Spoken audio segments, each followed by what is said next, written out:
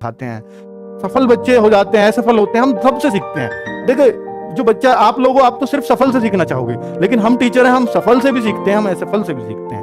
तो हमने बेटा ये सफलता के 5 मंत्र मैंने बनाए हैं कि उन बच्चों में क्या कॉमन था, वो भी शायद इतना बेहतर नहीं बता पाएंगे जितना मैं आपको बताऊंगा, ठीक है। ये मैंने उन सब से निचोड़ निकाला है। तो हर बच्चा कोई भी हो, एकांत की स्टडी जरूरी है, चाहे तो वो लाइब्रेरी में करो, चाहे वो घर के कोने में करो, लेकिन जब भी स्टडी करो एकांत में करो, ग्रुप में मत करना, याद रखना। ग्रुप होगा सिर्फ एंटरटेनमेंट के लिए, पढ़ाई हमेशा एकांत में होती है बच्चों, ठीक है, ये बात मेरी याद रखना।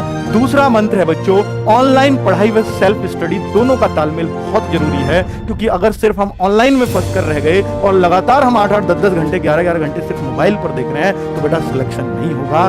सेल्फ स्टडी का भी तालमेल लगाना होगा। बेटा हमारी मजबूरी है कि हम 8-8 क्लास लाइव कराते हैं, लेकिन आपकी मजबूरी नहीं है। आपका जो मन करे कि भाई मैं इस क्लास को नहीं देखूंगा, तो मैं इसको बुक से कवर कर सकता हूं, मुझे जरूरत नहीं है इसको देखने।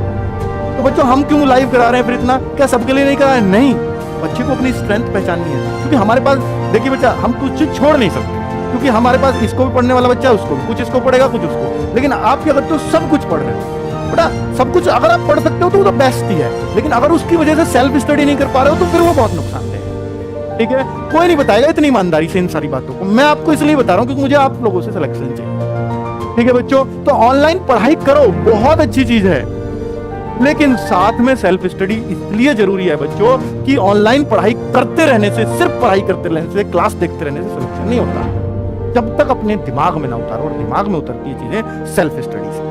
तो बच्चों दोनों का तालमेल प्लीज बना के रखना। मैं ये मानता हूं मैक्सिमम 5 से 6 आवर क्लास ऑनलाइन लेनी चाहिए, इससे ज्यादा नहीं लेनी, ठीक है। और अगर 5-6 आवर्स ऑनलाइन ले रहे हो तो बेटा 5 आवर्स की सेल्फ स्टडी भी चाहिए, जो बुक से हो सकती है, नोट्सों से हो सकती है, ठीक है। फिर सर कैसे करें, क्लास तो ज्यादा है, तो बेटा आप उस सब्जेक्ट को छोड़ो जिसको आप बुक से कर सकते हो।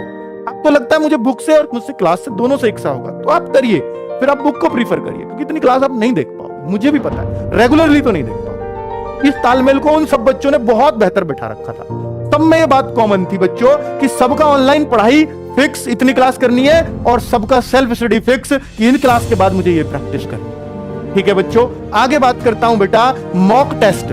ये ऐसा कोई बच्चा नहीं था कल जो सिलेक्शन के बालक आए, सेलेक्ट होके जो दिल्ली पुलिस में जो आए हमसे बात करने मिलने, तो उनमें कोई ऐसा बच्चा नहीं था जिसने मॉक टेस्ट ना दिए हो, मेरे ना दिए हो, किसी और के दिए हो, पर दिए हो। मॉक टेस्ट के बिना सिलेक्शन संभव आजकल नहीं है ऑनलाइन की दुनिया में, है ना बच्चों। तो मॉक टेस्ट अगर आप वीकली देते हैं तो ये बहुत अच्छा है बच्चों, बहुत शानदार है। अब इतनी पढ़ाई तो आपने कर ली है कि वीकली मॉक टेस्ट दे सको, और वीकली मॉक टेस्ट में अगर आप शुरुआत में देना शुरू करते हो तो मैं कहता हूं बच्चों 150 अपना पहला टारगेट रखो कभी भी मॉक टेस्ट में। अगर 150 को अचीव, देखिए ऐसा होता है कई बार मेरे एक में 150 आ गए, बाकी में 130, फिर 130 पर आ गया, बेटा इससे डिमोटिवेट मत होना, वो अभी आपका लेवल 150 का बना ही नहीं है, क्योंकि जिस दिन बन जाएगा उस दिन आप 150 से नीचे आना बंद कर दो, इसलिए डिमोटिवेट मत होना। 130 का ही मेरा लेवल है, वो तो आ गए एक में 150, क्वेश्चन आसान रहे होंगे, लेकिन 150 का बनाओ। पहला टारगेट ये कि मैं लगातार 2-3 टेस्टों में 150 ले आया, तो आपका 150 का लेवल है।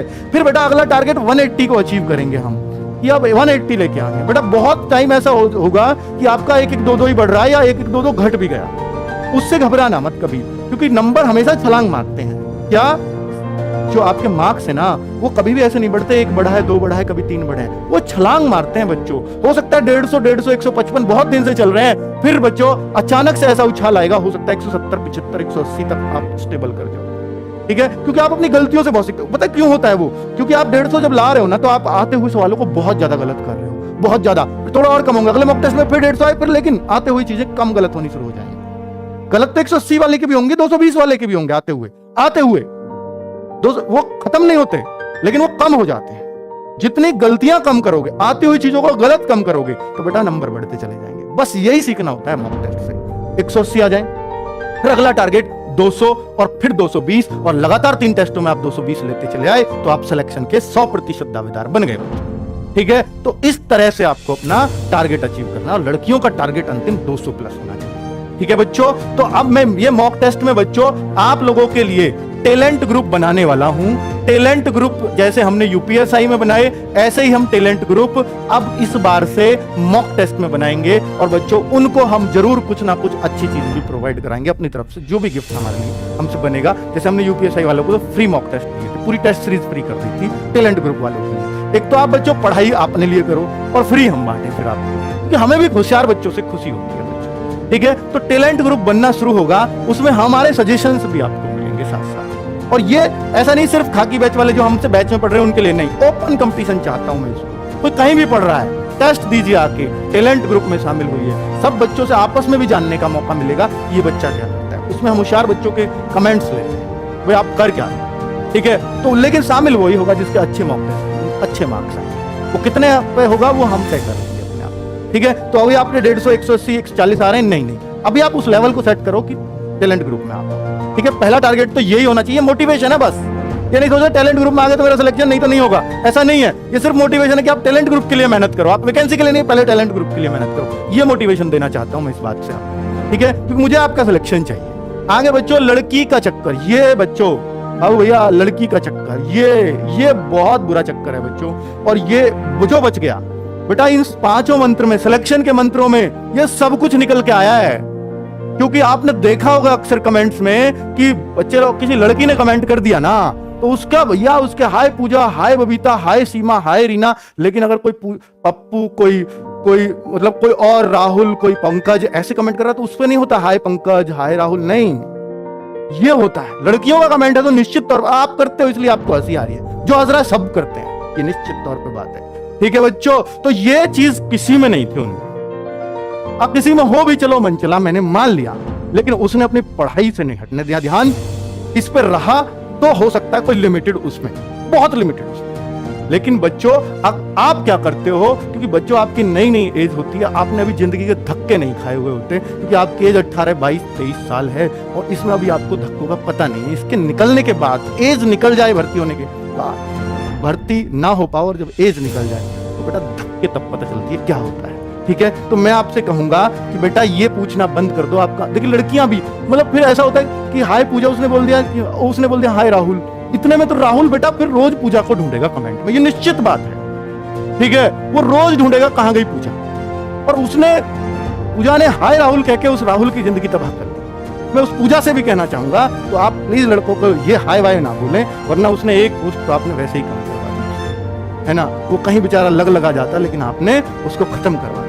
तो बच्चों ये मैं निश्चित तौर पे कह रहा हूं कि ये चीजें ना आपको खत्म ही करनी पड़ेंगी, तभी सिलेक्शन होगा। क्योंकि अगर हाय के बाद अगर हाय जवाब आ जाता है ना, तो अगला पॉइंट ये होगा, हम भी लाइव कमेंट पढ़ते हैं कि आप कहां से हो। अगला ये होता है, अगर पूजा ने हाय राहुल बोल दिया तो राहुल का अगला सबका कॉमन है कि पूजा आप कहां से हो। उसने बता दिया कि मैं गाजियाबाद से हूं, अच्छा आप किसकी तैयारी कर रहे हो? अरे यार यूपी पुलिस की क्लास देख रही है, वो IAS की तैयारी थोड़ी ना कर रही है भाई, मतलब ये बात चलाने की बात है, ठीक है। और क्या क्या पढ़ रही हो? मैं तो ये पढ़ रहा हूं, इससे होगा क्या? मास्टर बता रहा है ये पढ़ लो वो पढ़ लो, पूजा से पूछना है आपको भाई, इससे नहीं होगा। इन बातों को बेटा सीरियस लो, बहुत मन से कह रहा हूं इन सारी बातों को। लेकिन आपको ये चीजें नहीं आती है समझ में, ये तब आती है जब आपका वो भर्ती निकल जाती है। जब आप सोचते होगे कि जो 49,000 में और 41,000 में भर्ती नहीं हुआ, 90,000 कांस्टेबल एक साथ निकाले, उनमें भर्ती नहीं हुआ, तो सोचता होगा ना कि मेरी ये कमियां रही थी, मैं करता था ये चीजें। वास्तव में चलो जब तो इतना ऑनलाइन का दौर नहीं था, अब तो बहुत ज्यादा है, और सारा बच्चा बावला बना पड़ा है इसी चक्कर में कमेंट्स के में। होशियार बच्चा, जो सीरियस बच्चा है, जो सिलेक्शन लेने वाला बच्चा है, वो कमेंट से दूर रहता है अधिकतर, ये याद रखना बच्चों, ठीक है।